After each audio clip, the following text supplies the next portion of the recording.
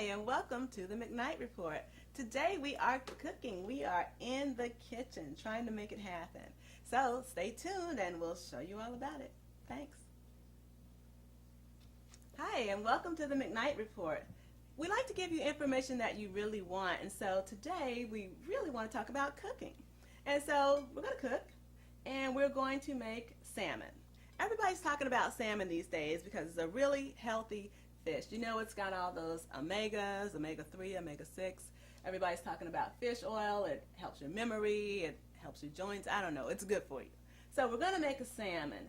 And since we're going to make a salmon, I thought it would be fun to do something different with it. So we're actually going to poach the salmon. That's right, we're going to poach it. Now, poaching, as you probably know, just means to kind of cook it gently. I mean, you want to cook it in a liquid. You want to get it to where it kind of boils a little bit, and then you take the heat back down till you just get a simmer. So you're poaching it when you're actually simmering it. And poaching has a lot of good benefits. You're going to use poaching when you have a food that's kind of delicate. So you hear people talk about poaching eggs, for example. That's kind of delicate. And fish, it's always nice to poach fish. Salmon is pretty delicate. It's a hearty fish, but it's a delicate fish as well. And so when you poach it, you just kind of cook it a little bit to get it done, and you preserve all your nice healthy nutrients in the food. So we're going to poach the salmon. Now when you poach something, you kind of have, I guess, about certain ingredients when you poach. And you want to use something that's kind of acidic. For example, I like to use wine. Wine is a really good thing to poach with. But if you don't want to use wine, or if you don't like to drink or whatever, you can also use something else like lemon. You can use a flavorful vinegar, like if you wanted to use balsamic vinegar or some of the flavored vinegars that we have these days. You can use anything like that, but you want to use an acid or something that's acidic. You want your poaching liquid, which is water, and we're just going to use regular water. You also want to use your aromatics, your flavorful vegetables. And so for this dish, we're going to use as our acid wine. I just have this Chardonnay. This is called Boutique Wildflower, but it's just what I happen to have. You can use whatever you like. I would recommend using a white wine because the flavor is not going to overpower your food, and it's also not going to change the color of your food. So that's another reason why you want to use a white wine. But depending on what you're cooking, you could probably use something else. Anyway, here we're going to use this Boutique Wildflower 2009 Chardonnay. It's from South Australia, but you can use whatever you like or whatever you have. I think you ought to use a wine that's kind of smelly with a strong fragrance, because you know when you're cooking with wine or anything, any kind of alcohol, what ends up happening is the alcohol burns off and it just kind of infuses the food with this lovely flavor. So that's why I like to use something that has a strong smell, very aromatic, because then it infuses the food with a lot of flavor. I wouldn't use a sweet wine. I don't think I would use a Riesling or anything like that, but if you use one and it works for you, let me know. Maybe it's something that we could try. So anywho, so you got your Chardonnay. You also want to use your aromatic vegetables. And so you want to use scallions. Those are always really good. You want to use chives. And you know, these are fresh scallions and chives. I don't see any reason why you couldn't use the dried ones or the ones that come in powder on the shelves. I don't see any reason why you couldn't use that. You probably want to use a little garlic. Celery is very important to use because it gives a nice, strong, tasty flavor to the food. You want to use carrots. I like carrots, and you know, I just use the little ones that come in the bag. And I take the little handy chopper. I got mine from Pampered Chef, but you can get it from anybody. And you just want to chop it up a little bit. Also, you could use shallots or onions. And if you notice, all these things are in the onion family because they're like strong, smelly, flavorful, etc. So that's what you want to use to get started with your ingredients. The other thing that you want to do for this poached salmon is you make a nice sauce. And you can make the sauce in different ways. I like to use a little sour cream because it's a nice flavor, I think. You also can use a little pepper. I have the fresh ground pepper here, but you could use regular pepper. I don't see why not. You want to use a little of the Dijon mustard and a little of the spicy brown mustard. And again, these are just things for flavor. If you prefer the yellow mustard, you could certainly use that. The Dijon mustard's kind of nice because it has that delicate flavor, and it's kind of winey too, so it kind of goes along with the wine that you've already added.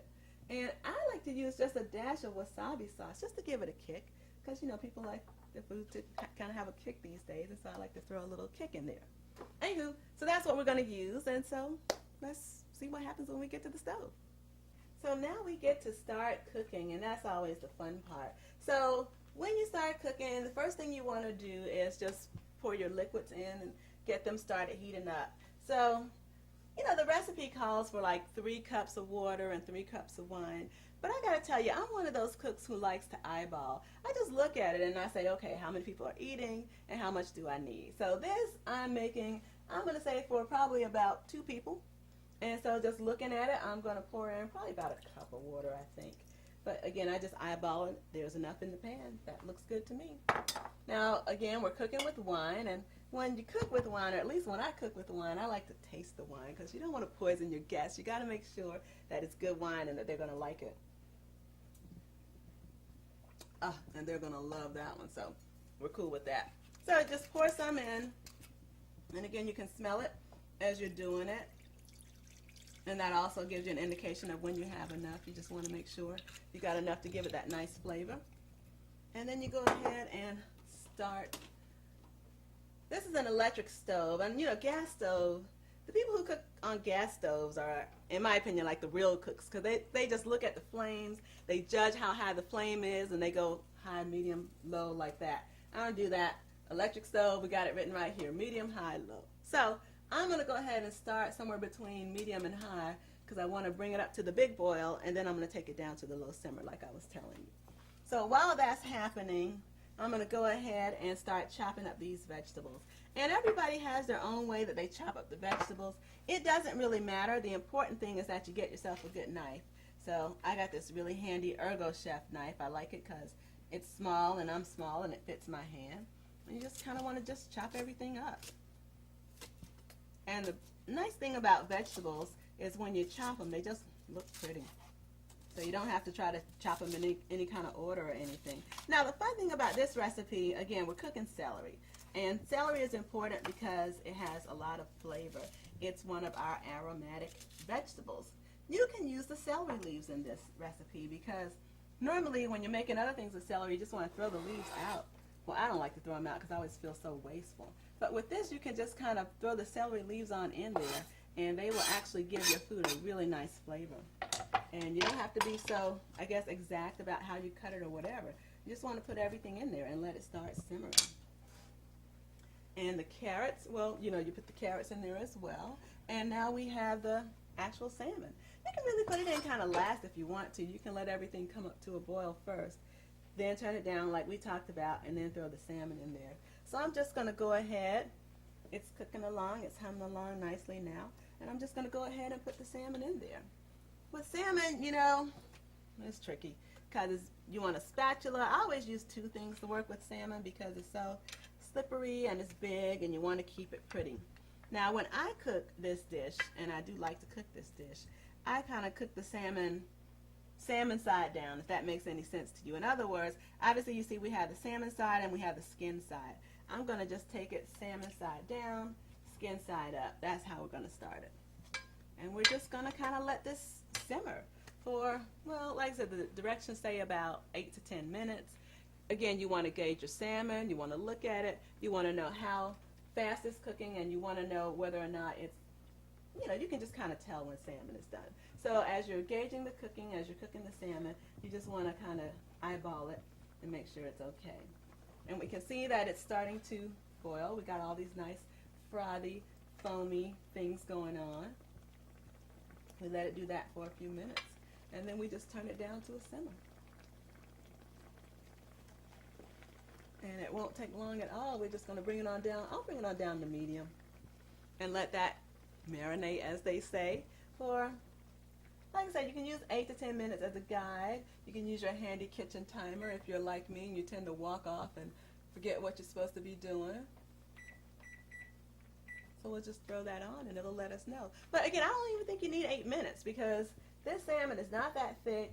It's cooking right along. It's just a chugging away. So I don't think you need that much time. You want to not move away too far. Don't get involved in any long telephone conversations because it will definitely get away from you. All right, so we're just going to let that work and see how it looks. what we could be doing is making our sauce, our dill sauce, with the sour cream and everything else. But we've already got that prepared here. And as I talked about, we use our sour cream, we use our dill, we use our 2 different kinds of mustards, and a dash of the wasabi sauce. And really, you can put whatever else you think of in there too.